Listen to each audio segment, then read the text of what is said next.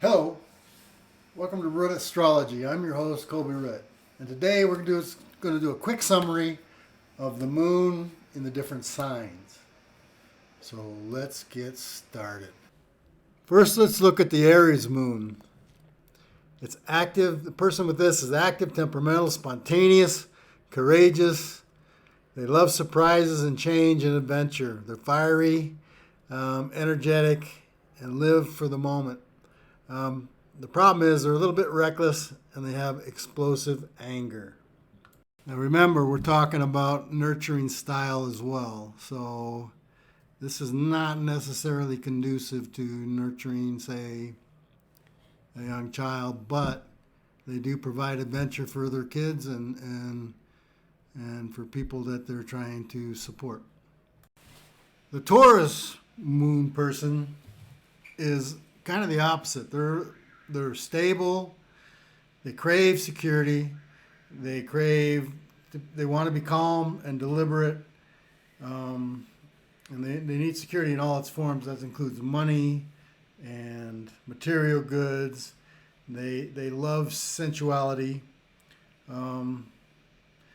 But there's some of their weaknesses include they might be a little bit stubborn. They don't like change, and they could be seen as a little bit lazy. They like things to come to them. For all these positive reasons, the Taurus sign is a sign of exaltation for the moon.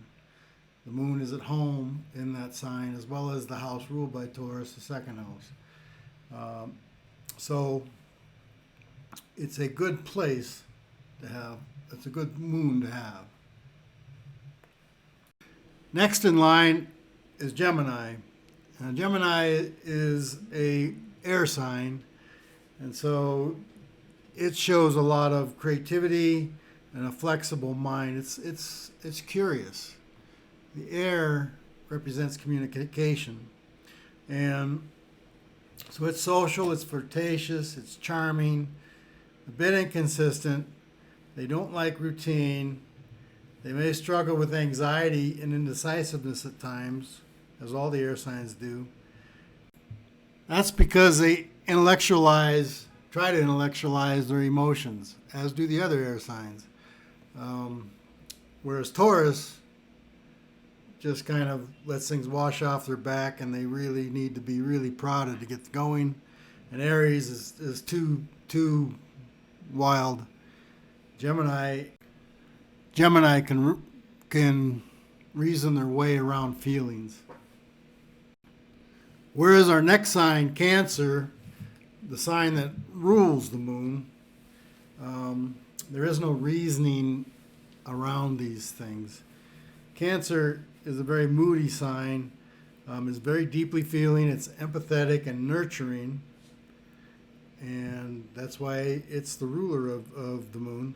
It's caring, it's creative, it's tenacious and protective, which is what every young child needs from a mom, right?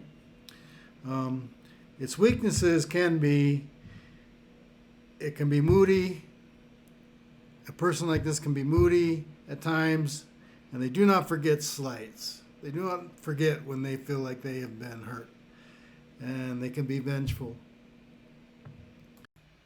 Now we return to another fire sign with the Leo moon person. This person's emotionalities is wrapped up in their creativity and being appreciated for being creative and being the life of the party. They are passionate, creative, expressive. They're naturally charismatic. They're born leaders and assertive and brave. Their one big weakness is they can be attention-seeking and self-centered, which can at times make them a little bit jealous of other people when other people take up some of the air in the room. If Cancer is a sign of the mom, Leo is a sign of the dad in the sense that Leo is the sign of recreation and playfulness with the children. So Leo brings some joy to the party. The next moon we're going to talk about is the Virgo moon. These people, like the Taurus moon, they're earth signs, and so they require some sense of grounding. The Virgo person, to feel emotionally okay, requires routine and habits, and they desire to be of service to others. They are sensitive, sympathetic, cautious, and very curious. If they have a weakness, their weakness can be that they are hard on themselves and others as far as being seen as judgmental, maybe critical, or maybe perfectionistic. And that's something that in their emotionality just needs to be worked on. Now we return to our second air sign, the Libra air sign. And we're halfway through the zodiac. The Libra moon person feels emotionally secure with having relationships, of all kinds of relationships. They're charming, they're communicative, they try to avoid conflict, but this includes internal ones, which means they sometimes hold their emotions in and try to intellectualize it, like the Gemini person, but this can lead to problems.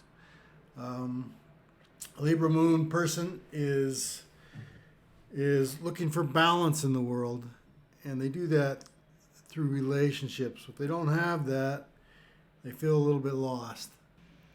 Weaknesses with the Libra may be a tendency towards codependency, and they may sacrifice parts of themselves for someone else, and they're indecisive, can be indecisive. The next is our second water sign, Scorpio. Now, the moon does not really like to be in Scorpio, and this person who has the moon in Scorpio is seeking, for their emotionality, they're seeking the deepest kind of partnerships they can get.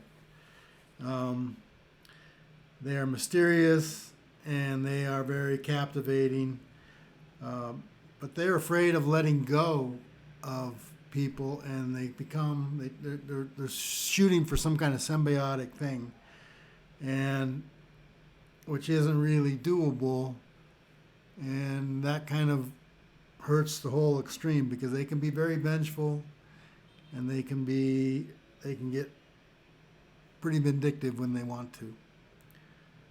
But the positive side is if they learn to let go, these people can be great healers. Now we move on to the last fire sign, Sagittarius. The Sagittarian moon person tends to have a positive outlook, and they love to explore. They're not the stable Taurian type that wants to be grounded and stuff. They love to explore. They love new cultures, and they get bored without that.